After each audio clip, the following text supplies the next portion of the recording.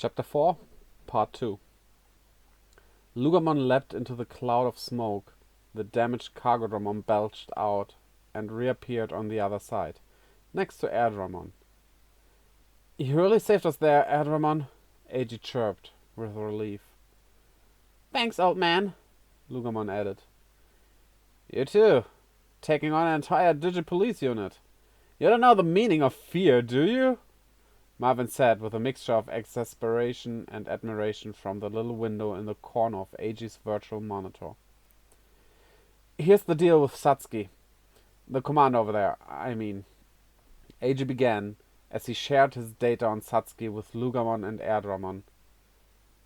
"Okay, so she's piloting that big, beefy Mechanorimon. She's the deputy squad leader you sent packing," Marvin said, perusing her stats and assessing the threat. "And she means business today. Her personality's done a complete 180 compared to when I ran into her during the SOC entrance exam." "Yeah, I can tell. No ordinary mindlinker can command an entire company of Commandramon," the songsmith said with a heavy sigh. "So, you're saying she's stronger than you?" "I definitely don't have the concentration to command all those units, I'll say that much." "Hey, you guys in position or what?" Marvin shouted into the SOC leader's chat. He opened up the schematic of the area to get a better look, and saw that they were. "Commandramon have a basic camouflage feature, so stay sharp and try to avoid getting ambushed. Remember, our target is this Digipolice platoon. Keep them off Tartaro's back and out of his business." Eiji led the mission briefing from Kosuke's safe house. The plan was broken into two phases. Phase 1. Incite an attack on the gateway among the codecrackers and Digimon living in the wall slum. Phase 2. Wait for the Digipolice to mobilize and draw them off, forcing them to fight along two simultaneous fronts. Eiji's role in Phase 1 was to incite the wall slum citizens' attack. In Phase 2, they correctly assumed it would come down to a fight between Yulin and Kosuke in their mega forms. That left the remainder of the SOC leadership with the task of occupying the remaining Digipolice forces. Eiji now recognized Yulin as the officer he passed by as he left DDL, and he could tell she had something to work out with Kosuke. When he moved, she moved. That was between them, however. All Eiji had to do was ensure that the Digipolice didn't interfere with the cracking of the gateway and the push to reach the depths. No matter how much the fight between these two legendary dragons rocked the skies above. Old Man Tartaros and Dorugoramon will take care of the Digipolice's top brass. We just have to worry about keeping the Digipolice and the gatekeepers in check. Right? Eiji asked. "That's right. As long as the crossroads switch is in play, we won't be able to focus on cracking the gateway," Marvin replied, referring to Yulin by her one-time hacker. Or was she a codecracker? Eiji wondered. Alias. "Then I'll leave him to it. Lugamon and I," Eiji said, as he turned to face the Commandramon units.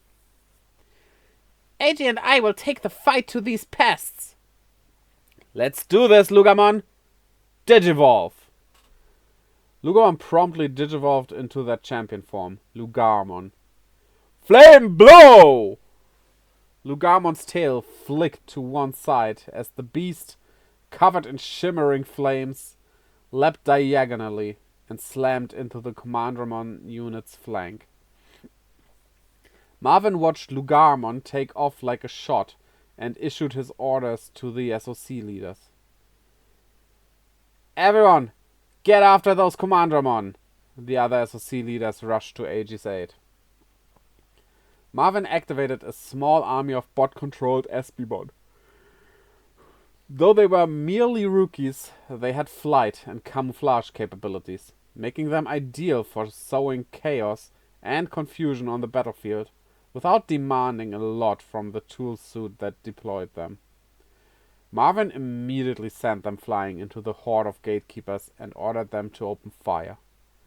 The gatekeeper horde swirled around, shimmering like a coiling snake, as they attempted to course correct and account for this new threat. Marvin's Espimon just as quickly turned tail and sped off, drawing the horde's attention. An Espimon exploded here and there as they drew the horde directly over the Digipolice Command Dramon unit. "Oh, you've really done it now, Songsmith!" Satsuki shouted, clicking her tongue in disapproval as the gatekeeper horde suddenly descended on her unit. Marvin's Air Dramon hung back behind the main SOC forces, delivering orders with a commanding view of the battlefield, just as Satsuki did for Yulin. "So, we're on the same page then. Fire!" Satsuki yelled. "Twinkle!" The twinkle beam erupted from the linear lens on the Mechanorimon's torso with a signature sound, mowing down the gatekeeper horde. The rest of the Digipolice force launched anti-air attacks at the same time, dropping the gatekeepers out of the air like so many hunters dropping a flock of slow-moving turkeys. But that was not enough. The distraction worked and left them open on the ground. Lugarmon continued pounding the forces on the ground, decimating the right flank in no time at all as they worked their way into the heart of the Digipolice's army. "Keep going, Lugarmon," Eiji said, encouraging his partner. Like I was going to stop. Lugarmon shot back as they leapt from one Commandramon to the next, their claws tearing through body armor and sending the units flying through the air in their wake. "There's a Mechanorimon up ahead." That one's a platoon commander class, Lugarmon said, eyeing the Mechanorimon commanding the 50-troop-strong Commandramon force left on the left flank. Think you can hit it from here? It's in range, Lugarmon said, leaping into the air. Owling burner! They barked, unleashing a torrent of flame that scorched the commander Mechanorimon below. "Left flank's firepower dwindling." Satsuki fumed as the direct hit to the commanding Mechanorimon lit up her display. Lugarmon torched the left flank's Mechanorimon and continued to romp through the lines of troops beyond, charging ever deeper into the Digipolice's ranks. The Commandramon were fiercely loyal, however, and held their ground in the face of such terrifying power. Not a single one abandoned its position, and they fell back and regrouped. "Eiji's dangerous," Satsuki said quietly, as she readied her next order. She had 2 aces up her sleeve, and it was time to use them. "Deputy Squad Leader Tamahime," one barked. "Ready to move on your order," the other added soon after. "Let's stop them here. Tachibana, Sakurada, hit that Lugamon with everything you've got," Satsuki yelled. The 2 units sprung into motion a second later. Lugarmon broke through the last of the Commandramon's troops' defensives and began tearing up the rim of the caldera. The once stalwart left flank was now in complete disarray, its Mechanorimon commander scorched from chest to shoulder in flames that continued to burn. Did you take it out? No, that was just a surface level burn. The shot wouldn't render the Mechanorimon incapacitated, but it definitely left the left flank weakened. Eiji surveyed the battlefield through Lugarmon's eyes. The first thing he saw was the bitter fight between Yulin and Kosuke in the skies above the gateway. "Whoa, is that Dorumon's megaform? So that's what Tartarus Digimon looks like when it's at full power." The other, of course, was Oriomon, Ryudamon's megaform. We've gotta do something about that Oriomon, or else we'll never have a shot at cracking the gateway.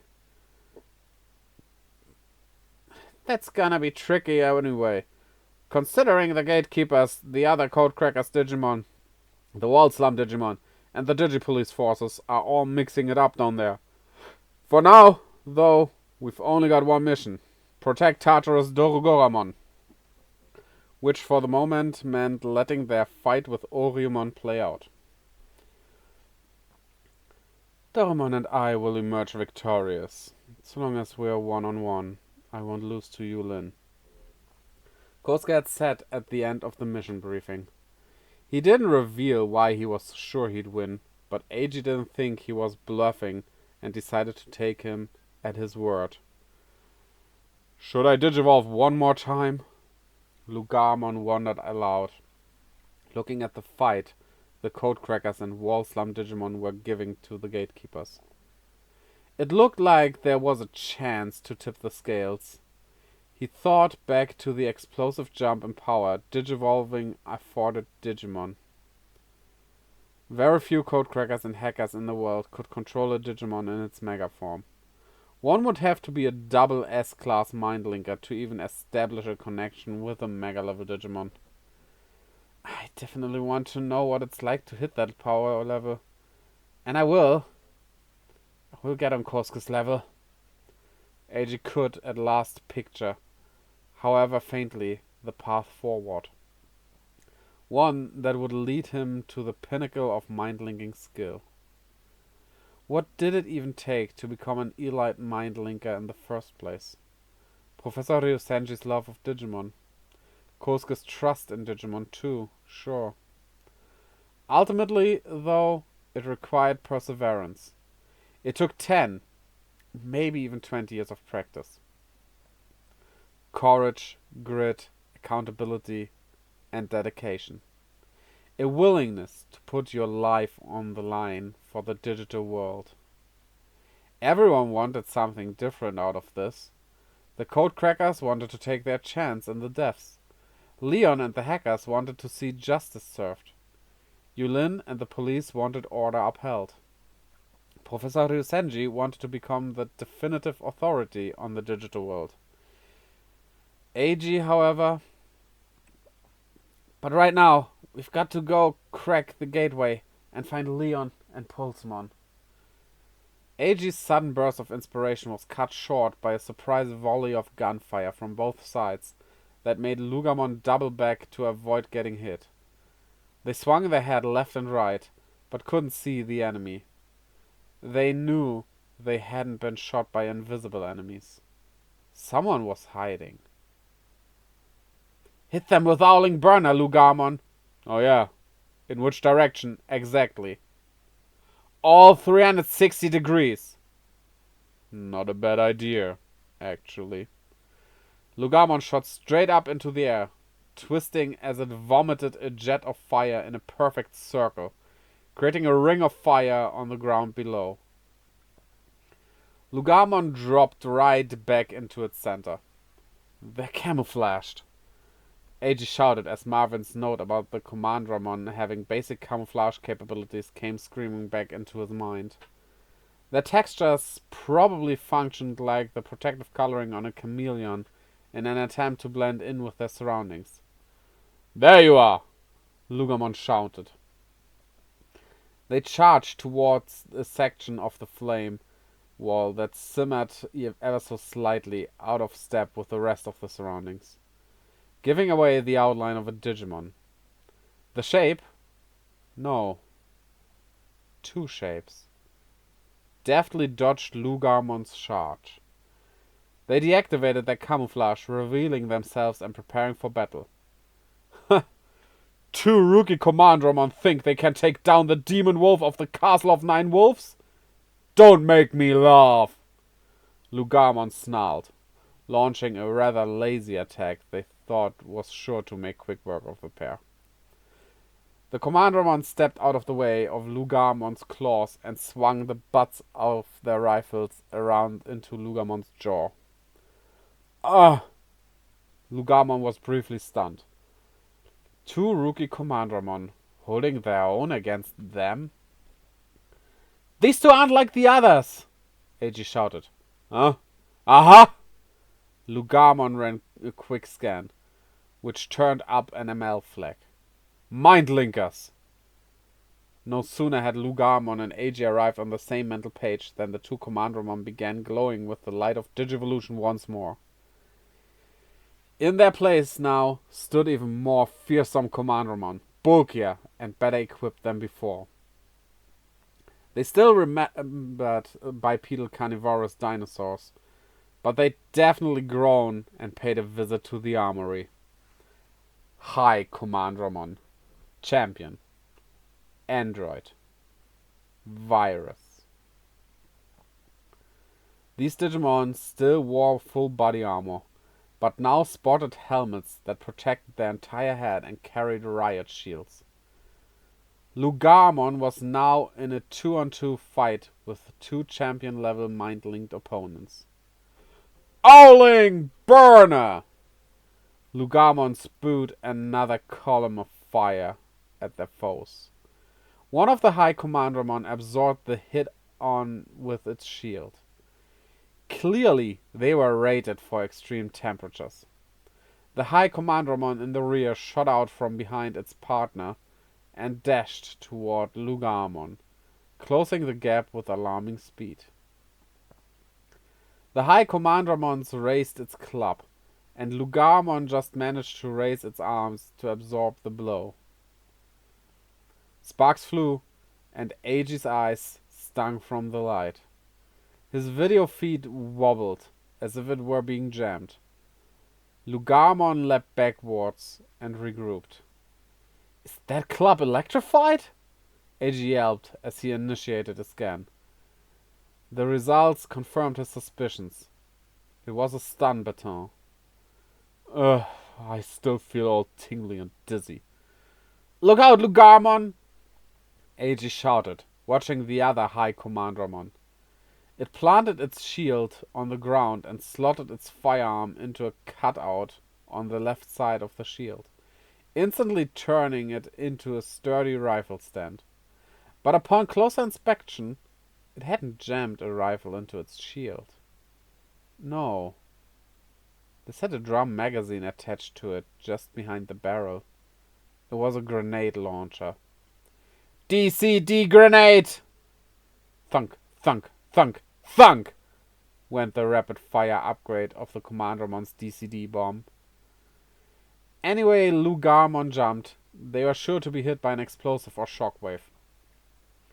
Lugarmon tanked a couple hits from shrapnel as they fled to relative safety. Ag was cut off from Marvin and the others now. Satsuki, meanwhile, used the time her High Commandromon brought her to completely regroup her left flank. Whatever happened, Ag could not allow her to assist Yulin in her airborne fight against Dorogoramon.